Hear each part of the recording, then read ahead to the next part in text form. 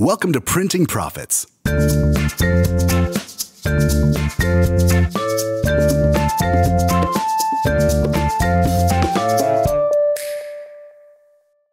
I got a question for you.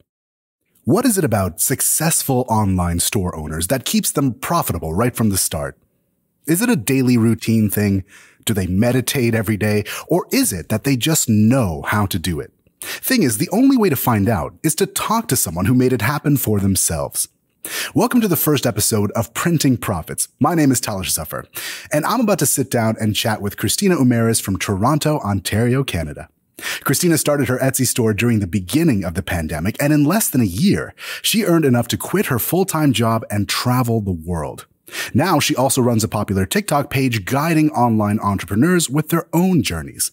That's because, as successful as she is, even she had to learn a few things from the start. Which is why we're calling this episode Open for Business.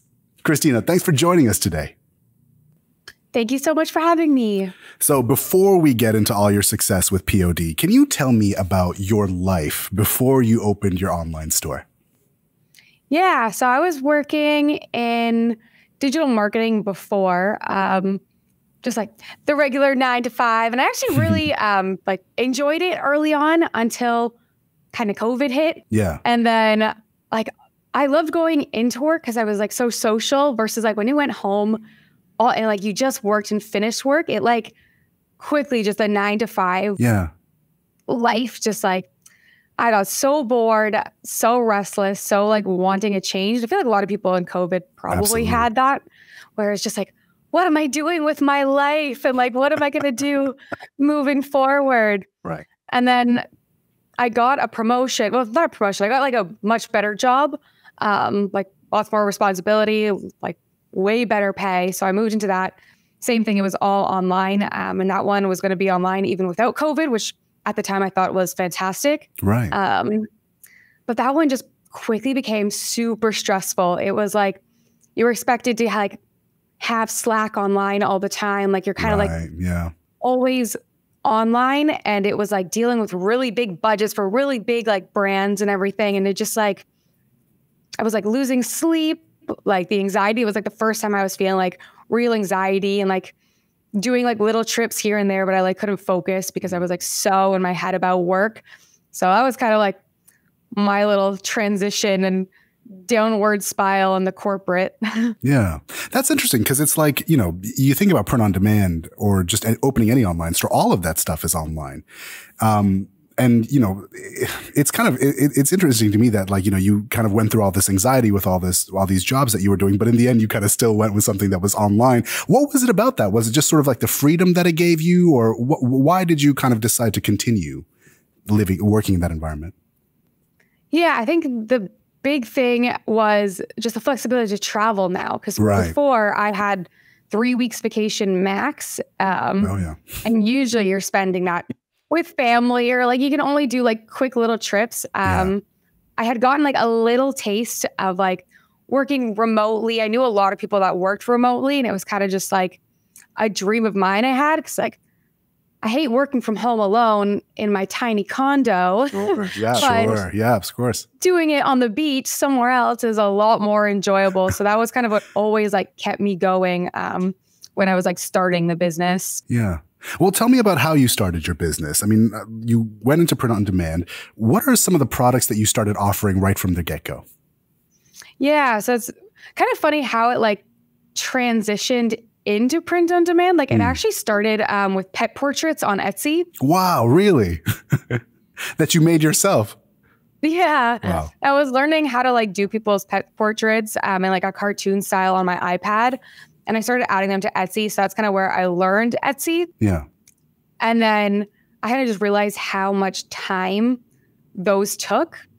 And so I was first, my mindset was how can I add something to this business that's going to help it and make it a little bit more passive. So I actually first started adding just print on demand prints for those pet portraits. So it was an upsell for people.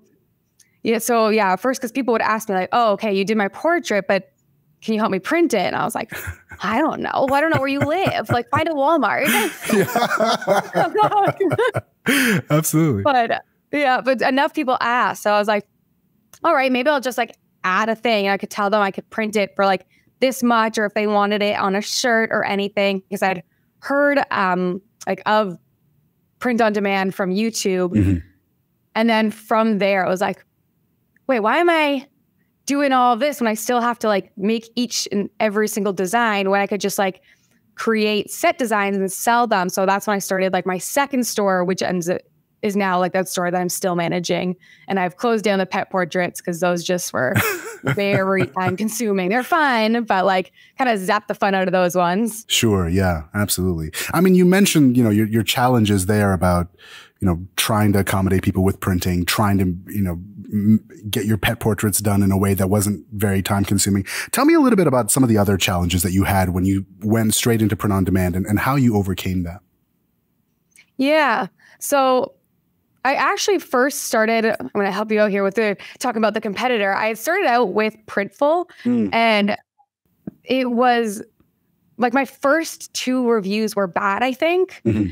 And I remember that was like, oh, okay, this is not really great. This is not going to like end up in like a very good business if I'm already getting like negative reviews early on that I had to refund.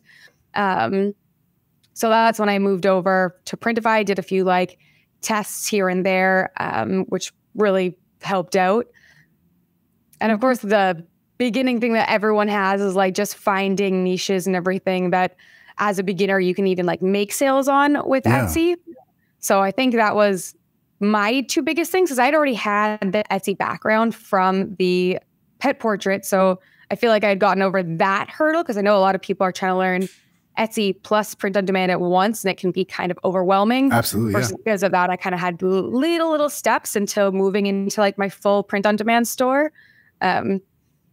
Was it easy to switch niches? Like, I mean, you had these pet portraits niche, and then you opened your print on demand store. Like, was that easy to sort of transition, or did that take some time to figure out for yourself?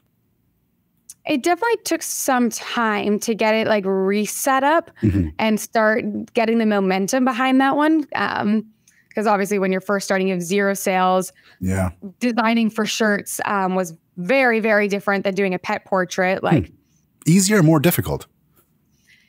Easier, but different. Like it was hard to understand. Like the portraits were like a lot. Like you'd have sit down, custom draw thing, but shirts, like sometimes you're almost fighting with the obvious. Like simple sells really, really well on like apparel and stuff, and actually over designing, I think, actually doesn't do you any justice. Interesting. Wow. Yeah. So that was a hard thing for me to grasp. When I look at my first ones, I was trying all these like crazy designs that like never sold.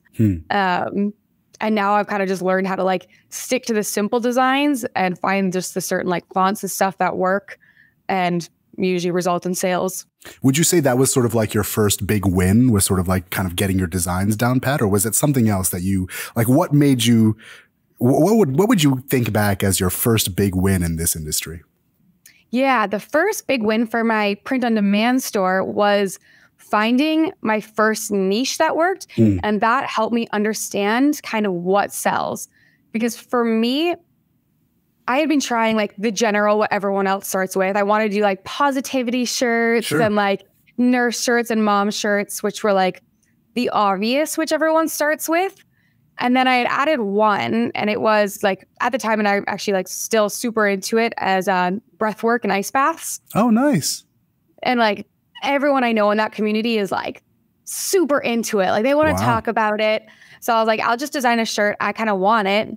So I designed that. And like, I didn't think that type of niche would be on Etsy at all. But and that was like my first seller, was like this breathwork shirt. Yeah. And then I was like, okay, this is so specific, and no one else was really competing. There was like no one else doing breathwork on Etsy at the time, versus like all my other shirts were getting no views because I was a new store trying to compete with the same keywords and niches as like all the other big stores who had tons of reviews and sales.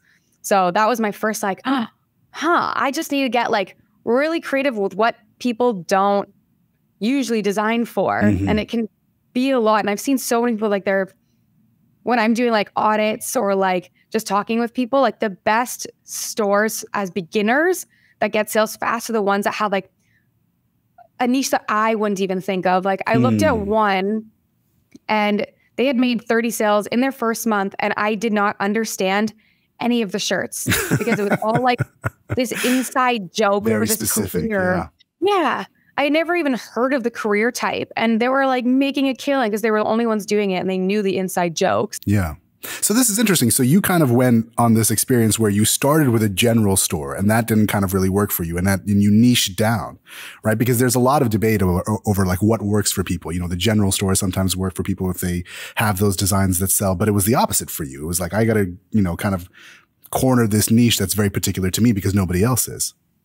Yeah, kind of. Like I still do have a lot of niches. I would still count my store as a general store. Oh, interesting. Like because I test a bunch of niches. Like I'm always testing new things.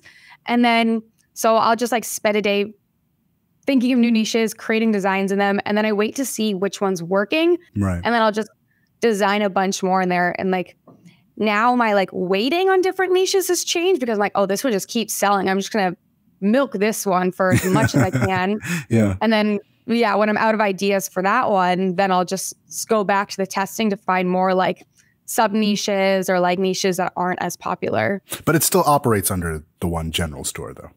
Yes. Yeah. I just have the one like apparel store. Oh, interesting. Would you ever feel the pressure to sort of like kind of, I wonder if it's smarter to just sort of like create separate niche stores, but I guess that must be difficult then to test, right? Because you would rather it all be under kind of the same umbrella. Yeah. I think I would rather just be under the same umbrella because like, I don't want to go hard into one niche and then just see that it never works. And then I put up so much time into like creating the store, linking my bank account, like doing everything for it just to not turn out. Yeah. I have had other stores in the past trying different products completely. Because I always say you should have either a product tying your store together or a niche. Interesting. So it's like, if you're going to try like mugs, plus wall tapestries, plus hoodies, then you should probably have a niche idea in mind. So it's not like people go into your store like, what is happening? Yeah. Yeah. So for mine's just like a general apparel store. Fair enough. Well, now that I've got you all nostalgic, I kind of want to go back and backtrack a little bit to when you first started. If you were to put yourself in that position now as a new POD store owner, you know, getting into online business, what advice would you give yourself in hindsight? I think the biggest one that I want to tell people when they first started, and what I wish I told myself, because when I look back at my first like designs and stuff, was take time studying other people first, because there's so much you think like, in my head, I'm biased. I think this design looks great because I made it. Yeah. But when you go and look and like, I also spend like half a day now, like doing research, just going through like people's shops, finding their best sellers, like taking note with what right now, what fonts are working, what styles are working, what colors are working. Because I see a lot of people just posting up things and like, I never want to tell them, like I've told a few people, I'm like, I'm sorry, I just don't see this selling. Yeah. And sometimes they've just been like, well, I like it, so I want to keep it up. Like, you can keep it up, but I don't see it selling. Yeah, definitely. So I think taking that time to really study your competitors is super helpful without copying. Like it's with everything. Like with YouTube, I'm watching my competitors to see what like thumbnails are working for them. Like what are their like edits like? You learn from like seeing the success of others. And I think that's what you need to do on Etsy. Yeah. But yes, be very, very careful that you're not like just copying someone, because that's not going to get you successful either. It's getting the eye for what works so then you can apply it to your designs. What about things to avoid? You know, would you go back and kind of say like, oh, you know what, I shouldn't have done that? Yeah, but definitely some like, I think especially when I started, I did not understand copyright. And at first I had a few up and then I got dinged for all of them. Did you ever get banned on Etsy? Did you ever have to go through a ban? I didn't get a ban, but I got the payment reserve and a warning saying like one more. So I was like, oh, okay. So I like wiped everything. Yeah, everything that could have like possibly been like a trademark violation. Yeah. But like back then I was like, I'm not really using the word. So like, it's fine. And I think that's a lot of people's idea. They're like, oh, but I didn't use like that, their logo or anything. I was like, but you still use their name in your titles and tags to sell it. Can you give me an example? I'm just incredibly curious. Is there, would you be willing to share like one text that you used that was like, this is skating the line? Yeah, I had a Hakuna Matata. Oh, yes. And I was like, but you can't even like see I'll use like no graphics or anything. Yeah. Like, yeah, I can see that. Use her name. Yeah. But you know, as soon as you hear Hakuna Matata, you know what you're thinking of. Everybody's thinking the same thing. Oh, yeah. Yeah. So it was like early on starting with that. And then like now I've kind of like got this, how I explain it to people. Because a lot of people, like I have these conversations now of like, they're like, well, I didn't actually use their brand. But I'm like, if you're using someone else's success to profit off of, then it's probably counting towards like a trademark. Sure. Yeah. I'm thinking about, you know, I'm hearing your story, and I love the idea that it was a lot of trial and error. You know, you tried stuff out, you did the research, you clearly put in the work. When you think about having a clear sort of business plan, was that important to you in the beginning? Would you say that should be important to anybody starting out now? I think it should when you have a schedule. Did I? I did not. Mine was fueled by me getting in trouble at work. I remember like, I was like slowly adding. I was adding things slowly, and I didn't really think I would like really turn it into something big. I was making like a few hundred a month, and I was like, this is nice, like pocket change. I was just doing it in my spare time, like whenever I had a like moment. And it wasn't like, oh, after work, I'm going to spend like 3 hours adding. There was no like consistency to it until, I made a big mistake at work. And then I got in trouble. And then I remember just out of the guilt and the like, this sucks, getting in trouble. Like, I need to find a way to break free. And I just went like crazy designing for like a week. I like didn't sleep and added. And then it was at the perfect time. It was in like October, right before Q4. And like that like major surge of me adding just like ended up like this on my like stats. Like I went from making just 300 consistently a month to like, I think it was like 6,000, then 8,000, then like 12,000 in profit after. So, and then I was like, whoa, look what I can do. Like, this is really cool. And then from there, I was like, okay, now I need to be consistent. And like, I had my like, okay, if I can make this many sales still after Christmas, because I know Q4, I knew January is not going to be the same results as December was. So I was like, hey, if January, I can keep at least 15 sales a day, then I can afford to quit my job. And then I did. So yeah. So it's kind of interesting. It's sort of like the necessity to sort of quit your job kind of motivated you to have that business plan, right? Yeah, exactly. And like got me that urgency of like, I need to be out right now. My pride of getting yelled at. Yeah. I love the idea that you were designing constantly. Tell me a little bit about that. How important is it to sort of, you know, get your design skills up to snuff? I mean, could you offer advice to people who like maybe don't have a design background, but still want to get into print on demand? Yeah. So I tell a lot of people, and I think you'll learn this as well when you're doing that competitor research.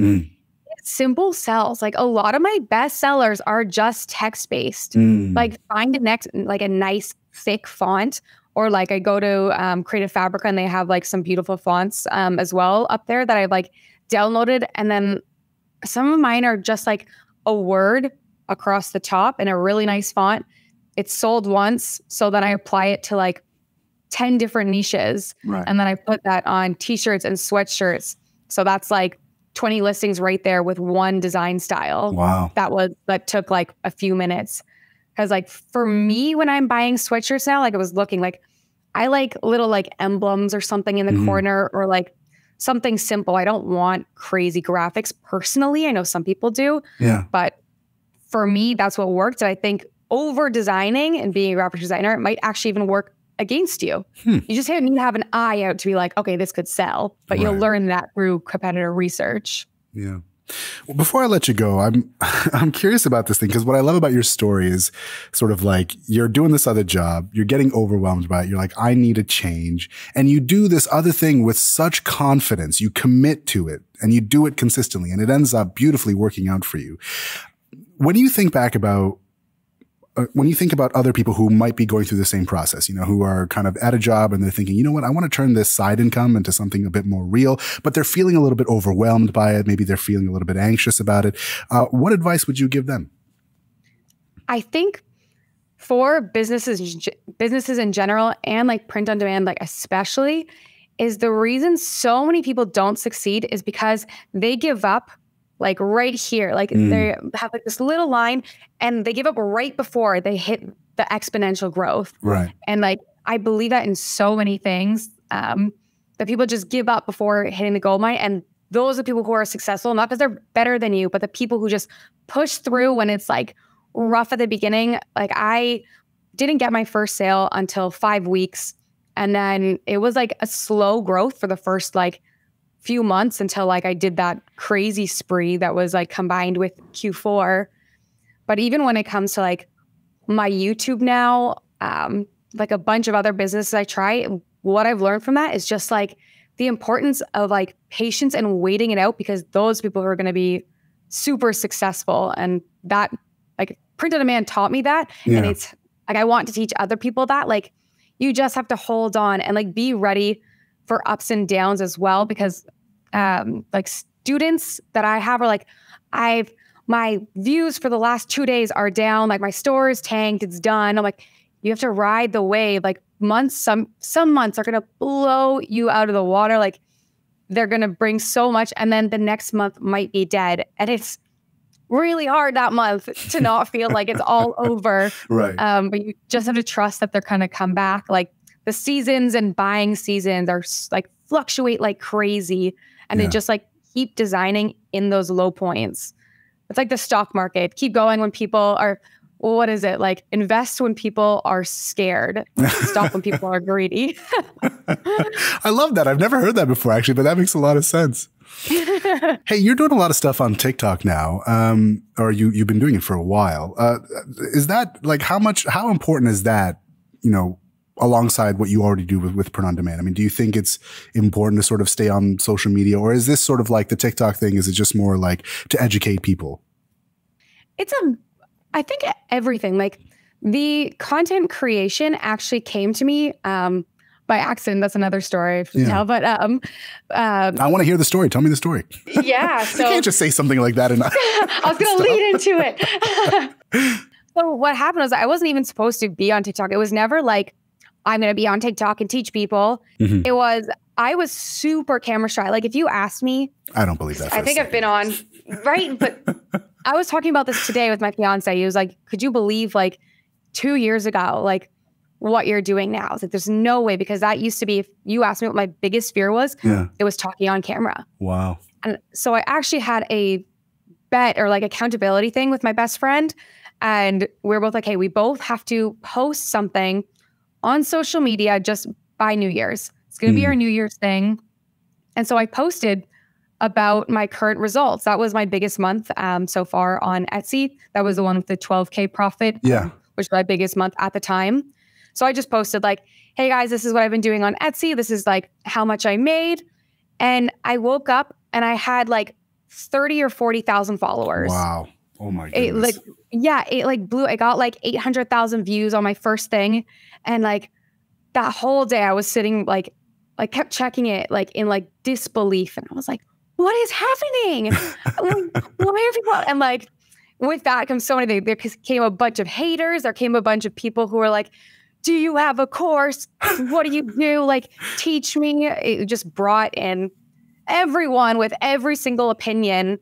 And from there, I was just like, I guess I'm a content creator now. I guess I'll put it. I guess I'm kind of important now. Yeah. Yeah. I was like, now I'll just like start posting, I guess, because I have like 40,000 people wondering or asking me questions. So I just started responding to some of the questions. It was a really cool time. And just from there, it just grew and grew and grew. And like I said, if you watch my first videos, they're so cringy. I had horrible filters on. They would, not good. And now I can just feel myself getting more confident and more confident. And this year, I started to like challenge myself with doing longer form content, because even that I was super like rigid with. So now I've been growing on YouTube. And that's kind of my focus for this year, just so I can help with a lot more steps, because TikTok is so fast and trends and everything. Well, if my advice counts, I think you're killing it right now. Your camera presence is absolutely amazing. As a fellow content creator, Thank you. It took a lot. I was not born with it at all. No, it's hard to tell. Well, hey, thank you so much for chatting with us today. We really appreciated your time, and I can't wait to see what you do next. I think I need to start following you on TikTok too. I think we're going to do that as soon as after this. Thanks for this. Awesome. Thank you so much. This is Printing Profits.